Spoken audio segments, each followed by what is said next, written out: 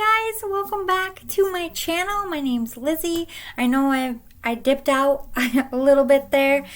If you didn't know already, sadly my grandma passed away and the funeral homes were a little bit backed up, so it took us a little bit longer to get through the services. Honestly, this is a rough one. I know she was 90 years old. I know we knew this was coming, but it was like right at the point where she was doing better. Like around Christmas time, I really thought I was going to lose her. She was in the hospital, like not doing well. And I was like, okay, like preparing to lose grandma. And then she got better. Like the last time I'd seen her, she looked really good and vibrant. And like she was doing a lot better. And then she went the way she wanted to in her sleep. So I'm thankful for that.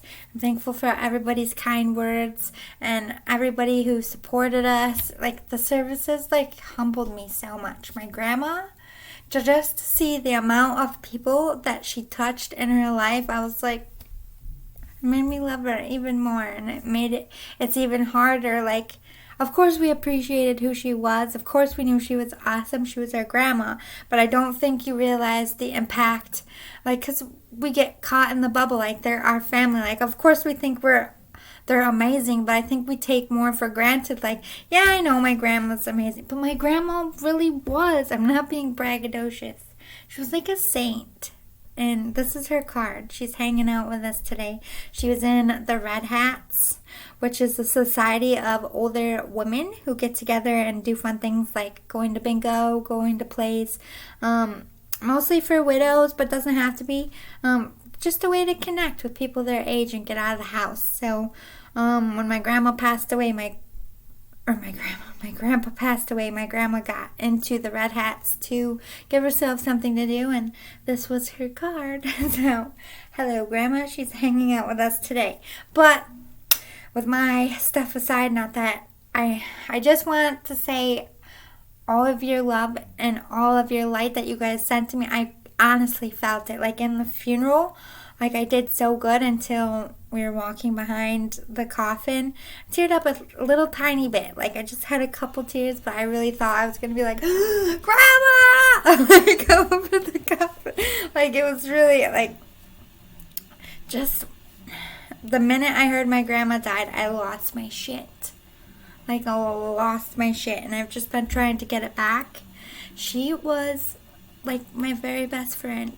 As weird as that is to say, and I didn't see her much towards the end, which is something that hurts my heart. But with COVID and everything, it was when she was good and could have visitors, I was sick and I couldn't go. There was always something happening. My car was in the shop when she died, so it was right. As soon as I think I got my car back that day, and I was driving past Grandma's, and it was very late. I got my car later in the day. I was like, I should swing in and say hi to Gram. But I was like, oh, she's probably, getting ready for bed. So I just went home, and she died.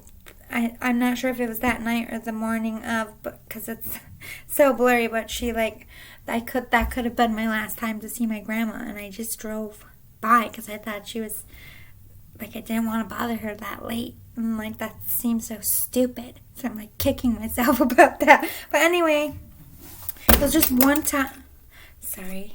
Grandma, see, she's don't be ridiculous. That was one time in our life. One time you came to see me millions. But anyway, let's talk about you, troops out there. Whether you are currently active, retired, doesn't matter. As long as you serve this country. This day to me is all about you. Not just the ones who didn't come home, but the ones who are home. And I think about you a lot on this day. We all say thank you for your sacrifices, but today I really sat down and I think grieving just does something to your brains. But I just really thought about what is the sacrifice that people give up for this country. Think about it. They leave. Most people go in there when they're 18. Not always, but fairly young. They become young adults in this, what I call the green machine. Because no matter what branch you're from, I just call you all green. Even if you're Coast Guard or Navy, I know you're blue, but technically we're green. As Americans, We're green machines, okay? It's just how I say it. But, like, they have to give up all this time. Like, think about when we were crazy in college and drinking and, like, having the time of their lives, and they're in this horrible country fighting a war, getting shot at. Some of them lost their lives, lost limbs, had to relearn how to live their life without any arms, or one arm, or one leg, or no legs. Like, sacrifice, I don't think we appreciate. Like, thank you isn't enough. It's never going to be enough. And I wish I could verbally give you what you deserve and physically give you what you deserve. But I am all about acknowledgement. And I know that I couldn't be free. I couldn't have my YouTube channel. I couldn't share my opinions. I couldn't go to school. Or there's lots of things I couldn't do without people who stood up and fought for those things. And I never want anyone to think for any second that I don't appreciate that. I'm a loudmouth because I'm proud. Like, people died for me to be a loudmouth. I'm not going to be quiet. Some of you are like, that's not why I fought. But sure. I hear you out there. Anyway, I have so much love for you. And not just for you, but your families. Parents that have to go see their kids go off to war. I don't even have kids yet, and I can just feel like I'm the ultimate mother bear. I will, like, pack myself in my kid's war bag.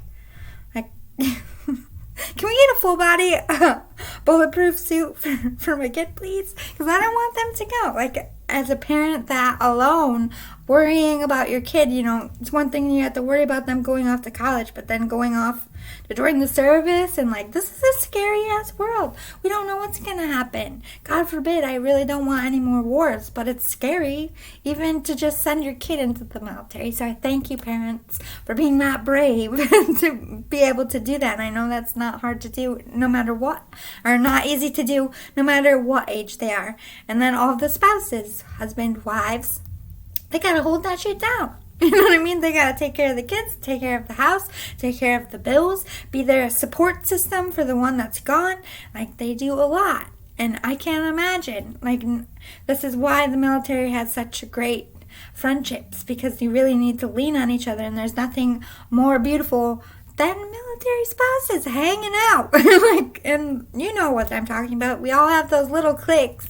We need that. That's so, like, that in itself, to be away from your family, to live on base. Most of the time, they're raising the kids by themselves, far from their family, because they're on some base somewhere. Like, military families, you hold that shit down. So, I'm also thanking you today. I'm thanking all of the support staff with the mental health who help our troops when they come home. Also with physical therapy, therapy to help teach them learn life with prosthetics. Anybody who helps any kind of veteran in any sense pick themselves up when they come home, I applaud you. I thank you. Family, friends, work, whatever it is, you also deserve a nod today. And of course, to all the families who lost people, who have to, like, have these holidays come and there's that moment of sadness thinking about, I paid the ultimate sacrifice. Like, what they have to envision the world. What would it look like with their person here? And that's hard on days like these. So I also want to acknowledge you and your pain, to still smile and wave at us and, you know, hold your head proud. It's a hard thing to do, especially when you lost someone. So I applaud you and for your courage. And I think we all get teary-eyed thinking of you today. Losing your love, whether it's a spouse, whether it's a parent, whether it's a child, whether it's a friend. Loss is a loss, and it's hard for anyone. And so I want to acknowledge your pain today as well. Thank you, thank you, thank you. Everybody, you are awesome. You make me so proud to belong to this UN and this country.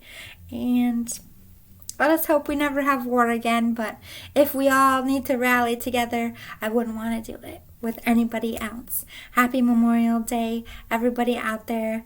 God bless you. May you be safe. Hug your family. Kiss them. Tell them you love them. And never take a minute for granted. On these days especially, we need to remember that family is life riches. Love is all that matters. So thank you so much. Happy Memorial Day. And God bless all the troops out there. I was going to say God bless everyone, but today is for the troops. God bless everyone too, though. Let's not hate. Bye, guys. Peace. Deuces. See you soon.